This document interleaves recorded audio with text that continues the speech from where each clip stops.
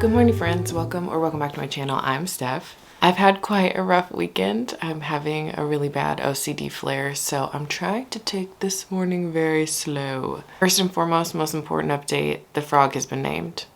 The frog has been named and his name is Filbert. You guys gave me such cute names for the smug.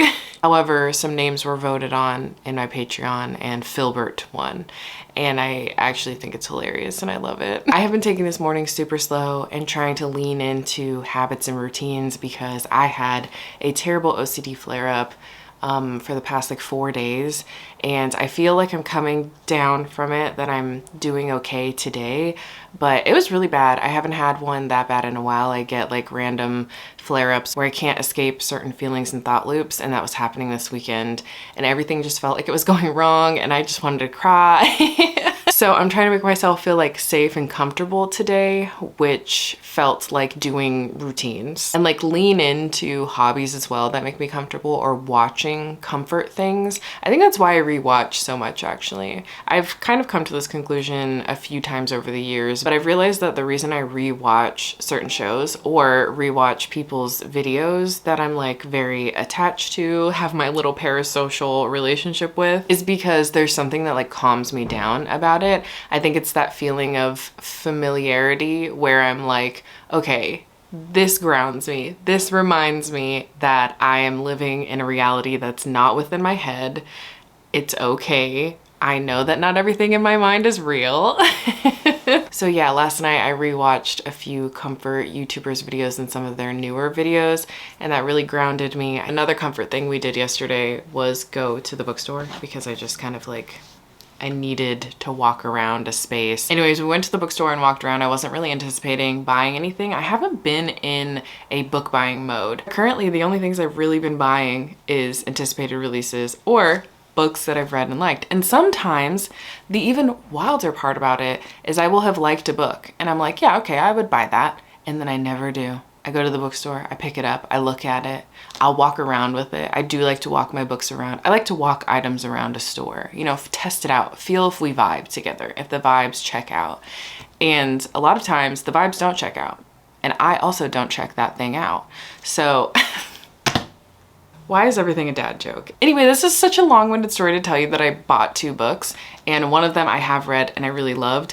To be fair to myself, I probably would have bought this when I read it originally, but I hated the sprayed edges on it. And now the book doesn't have sprayed edges, and that's Immortal Dark. And you're probably asking yourself, well, you liked this, why didn't you get the second book? It also has sprayed edges on it that I don't really like, so I'm gonna wait till they don't have sprayed edges on them and get the hardback edition. Also, for a very long time, I used to be a paperback girly, like love a paperback. I mean, I still love a really floppy, Orbit especially does it well, a really floppy paperback. I do. There's just something about it that's so special to me. And for a long time, I would just wait for the paperback edition to come out and buy the paperbacks until I started getting into the book community, and I just desperately, ravenously needed to buy books. But I'm having a little bit of a love affair with hardcovers these days. So I was really excited to see that they had this one last copy with no sprayed edges.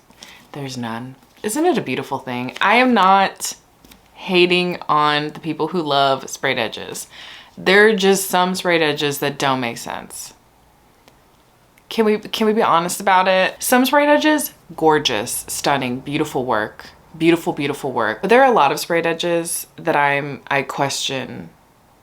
I question the art design, the vision. What? Why do we have piss sprayed edges? Anyway, I got this book, Immortal Dark. I read this last year when it came out, like right when it came out. Loved it. Definitely gonna reread it. I'm gonna try to reread it physically. I just want to get back to physical reading. I love listening to an audiobook. I will forever and always listen to audiobooks, but I just miss like laying in bed and physically reading a book. And also, one of the things that I said about audiobooks is I have kind of trained myself, unfortunately, to feel like I need to be doing something while I'm listening to a book, and I just want to like absorb myself into the book. The other book that I got is The Strength of the Few. I didn't think that I would be getting this, but I have decided that I'm going with these covers. I'm going with these covers. I did get a paperback of this cover because I thought that I would just wait till this came out in paperback and have them matching. But now I've heard that they're going to be republishing The Will of the Money with the hardback edition of this cover. So I think I'm just gonna grab that whenever that happens. Do I know when I'll get to it? No. I've been really slowly reading recently.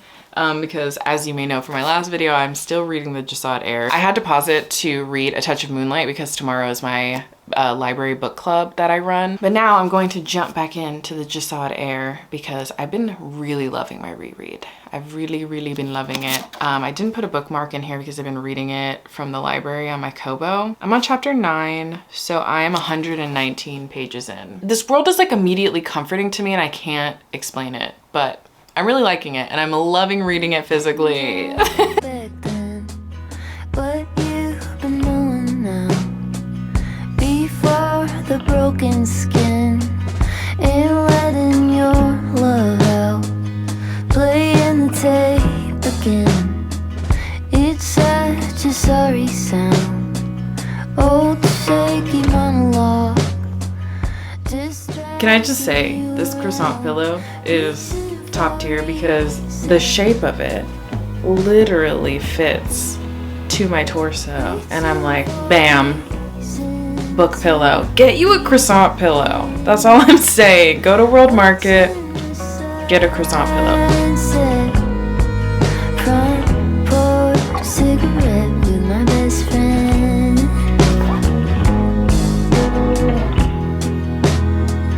You didn't know back then.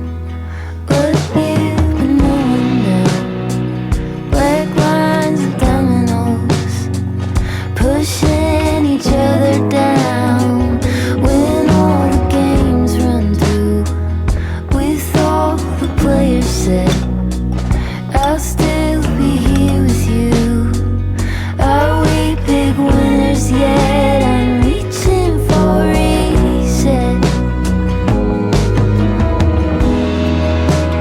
Reaching for reason to begin. Watching the sunset, front porch cigarette with my best friend.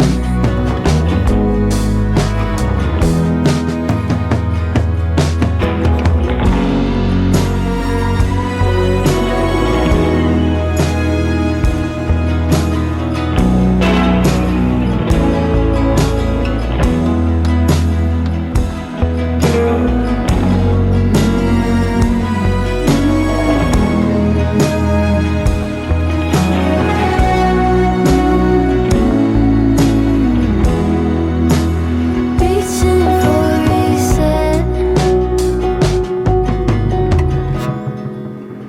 Reaching for reason to begin. Watching the sunset, front porch cigarette with my best friend.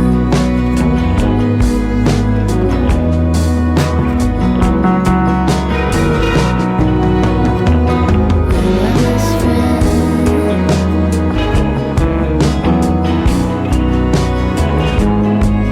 Front porch cigarette.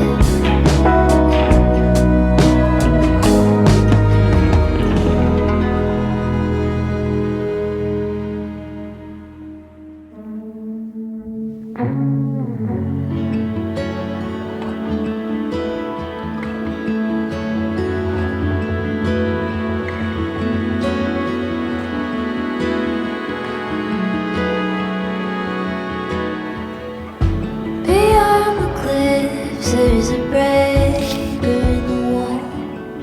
I'd never gone that far, roving in the dark, climbing the basin.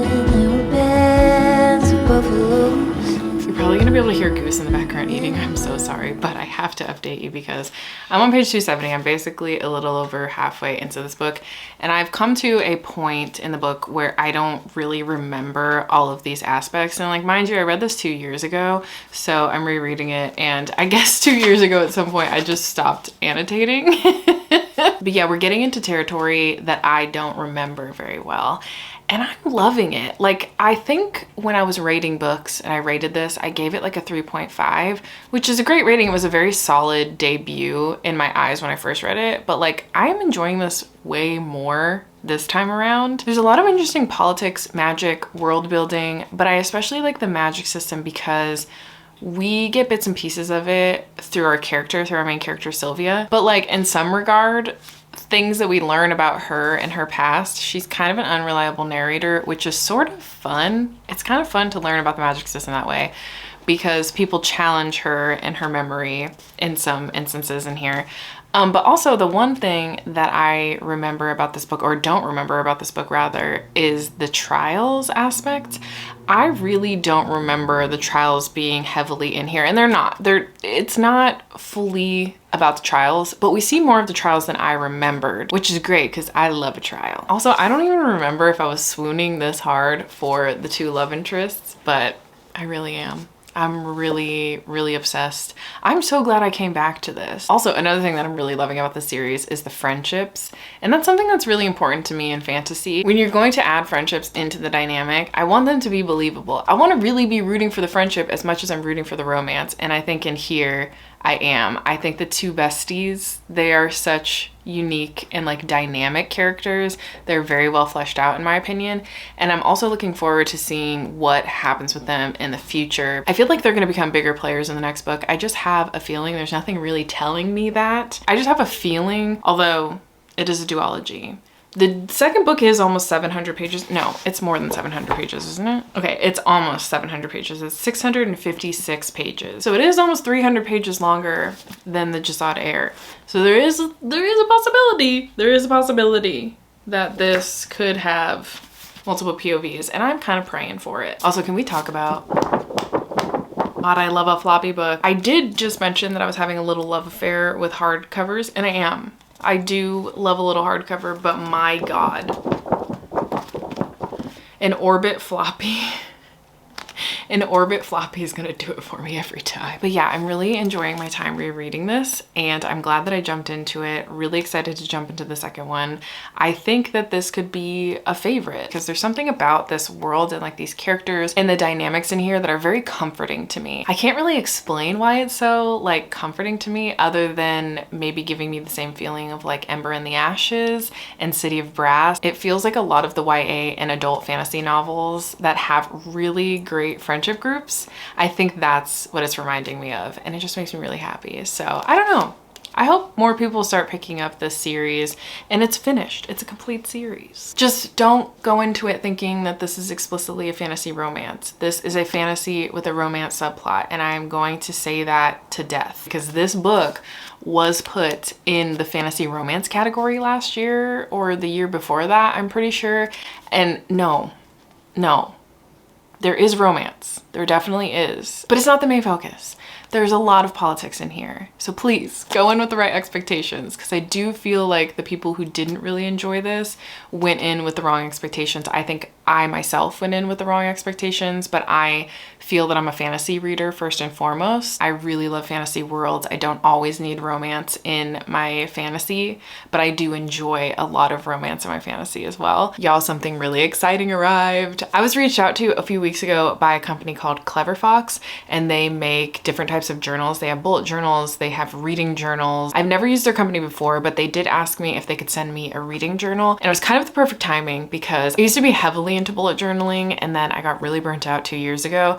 I used to make some videos where I did like monthly spreads with y'all, and then I slowly started to lose my passion for journaling by doing that because there are just some hobbies that don't need to end up on the internet. So I've tried over the last couple of years to make different reading journals. So I had one that I randomly got a journal. I didn't invest too much money in it. I think this thing was like $8. Nothing has come of it. That's all I've done. And I got this at the beginning of the year. So in theory, this should be filled out. There are things that I printed off to glue in. Still haven't done it. Haven't done that. I had also made this reading journal like the simplest thing possible. There wasn't that much in here. There were things that I wanted to track, like my goals, my 2025 reads, my cozy club, the apothecary book club, some Witchwood read-alongs, some nonfiction reads, my best books, things like that.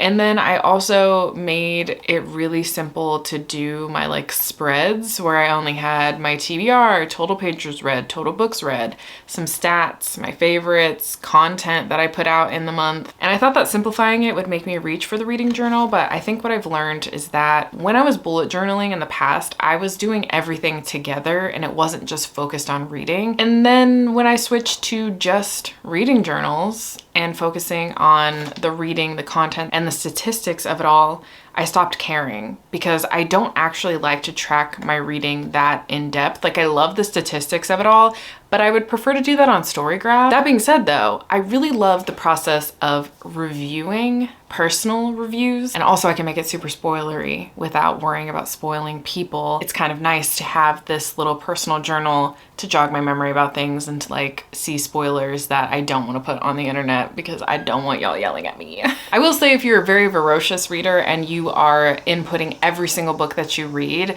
this is not going to be enough for you. But I think where I'm at now, because I believe I've read 60 books this year. My goal was 80. I'm definitely not going to reach 80 and I'm not even like trying. I'm not trying. But yeah, I think for where I'm at right now, this is perfect. And then there is a daily reading tracker, which I've been very unsuccessful with, but I think it could be fun to like try. But the thing that I'm most excited about is the book review page because it breaks a few things down. It definitely has title, author, genre, subjects, date finished, year published, all of that stuff, things that you would kind of expect. But then there's also like little prompts for you to think about the book. And I love this, especially in an age where attention spans are getting really bad. It's sort of nice to do like a little review, a little book report almost. And it has the 1-sentence book review, which I think is really cool, especially if you are not a big reviewer on Goodreads and Storygraph, but you want to say something. Maybe like writing out a just little review, a 1-sentence review that you could put onto Storygraph and Goodreads, because that's how I am. I don't really love reviewing on Storygraph or Goodreads. That's never been my calling. However, I do like to give a general gist of how I was feeling, especially because I don't star rate unless it's 5 stars, or I guess if it was like absolutely the worst book I've ever read, I might star rate it.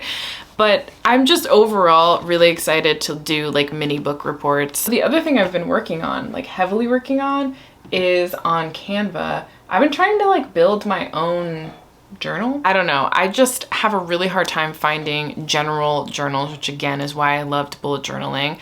I had a really hard time finding general journals that work for me, that like I'm gonna use everything in the journal and not feel like it's a waste of paper. Also, it is so hard to find a journal that I like that's not dated. But yeah, I went ahead and I like went on Canva and I started creating spreads of a journal for myself. And so I've been thinking, like, what if I invest in a really cool journal holder that has like a 3-ring binder situation, but it's like actually the size of a bullet journal, and then print out my own pages and try to do that. I did print out the pages and the paper is just not obviously what I'm looking for. That's the one thing about reading journals and just journals in general, especially bullet journals. The paper is so nice and it's becoming a thing. I think the problem is that I haven't found a journal for a neurospicy brain. If anyone knows of one, let me know, but I have very specific ideas for my journal. And I feel like I've set it up in a way in my mind that I'll use and enjoy. And also it's just the fact of like, the way I was thinking of it, again, is that I can tailor it to whatever I need. So if one of these spreads one month just doesn't really work, then I don't do it the same way the next month, you know? I guess at the end of the day, I could just buy a blank journal and recreate what I made in Canva onto that. But once again,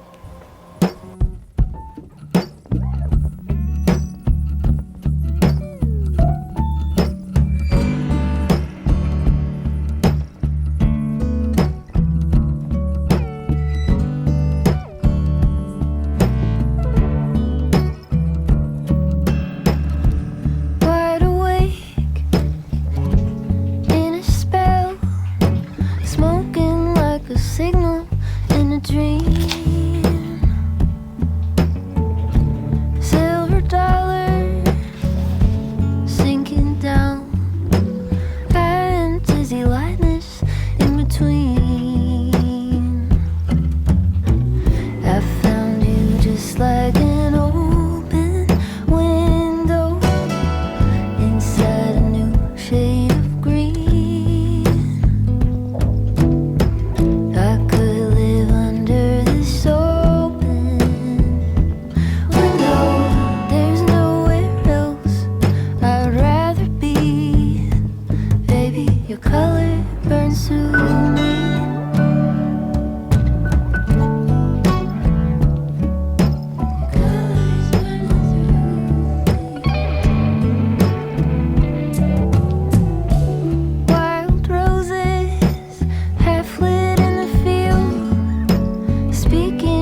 have about 100 pages left.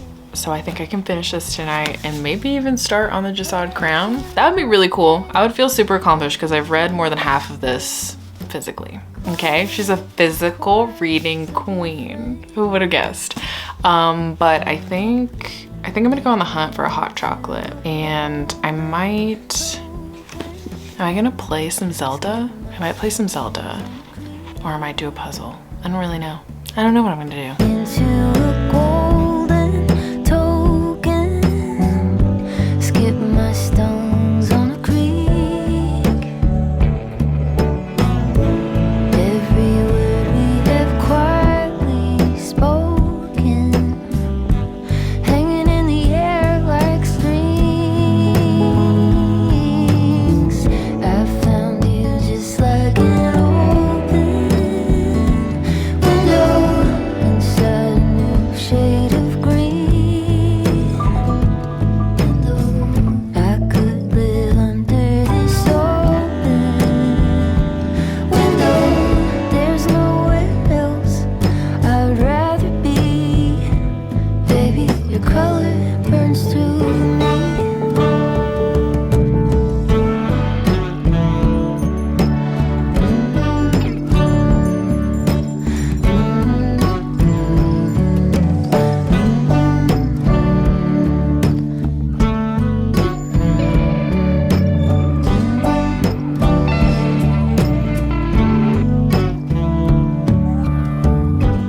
Wide awake in a spell, a note left in the margins of a dream. Hello besties. I'm at work, as you can probably tell. I finished the Jasad Heir, my reread of the Jasad Heir. I loved it even more this time around than I did the first time, and I actually thought that I remembered the last quarter of this book pretty well, because I tend to remember like the first quarter of a book and the last quarter of a book, and then the middle is anybody's guess. But yeah, this last quarter I did not remember much except for a few minor things. But man, the romance was so much more satisfying to me this time around, and maybe it's because I went into it the first time thinking that it was a fantasy romance, but it's not the focus. However, I do think that the slow burn, if you are a slow burn person, if you are a slow burn girly, this is going to be satisfying. And like the basics of this duology is essentially you have a main character named Sylvia, and she's the long lost heir of the Jasad Kingdom, and the Jasad Kingdom was burned to the ground. It's been long believed that all of the Jasadi heirs and the king and queen died, but Sylvia, our main character, she actually got away. And Sylvia has been living in hiding in the Nazali Kingdom for years. I think it's been 10 years at this point. And she doesn't have magic because her grandparents, before this attack, had cuffed her magic. Now, this was something to like help her control her magic, but they died, never being able to take off these cuffs, so she has no access to her magic. This has helped her in the long run because they still are looking for Jasadi people, and one of the major giveaways is magic. So it has like ultimately helped her in the long run. But she gets in a situation where the Nazali heir, he is onto her. And I will say that Sylvia does lack some brain cells sometimes, and she definitely gave herself away a little bit. And so they kind of make a bargain, and she becomes his champion for these trials that are about to start. So the first 70% of this book is a lot of learning history, some of the politics, what happened previously to Sylvia's family, who Sylvia is, and some traumatic things that she's been through in the in-betweens of her kingdom getting burnt to the ground and getting to this point in her life. And then the last quarter of this book is the trials for the most part. I would say that the trials take up less of this book. Even the training takes up less of this book than I anticipated going into it the first time as well. But this time I think knowing that there's more politics and background and like character dynamics probably contributed to making it an even better read. But I don't know, I just really, really enjoyed this. And I just really love fantasy that isn't Western, and so like it being Egyptian inspired, I enjoyed the descriptions of food and the descriptions of the land and customs and cultures. So I think I'm just going to jump into the Jasad Crown immediately. I was contemplating my reread of Heavenly Bodies, but I fear that's a bad idea. I think it's a bad idea.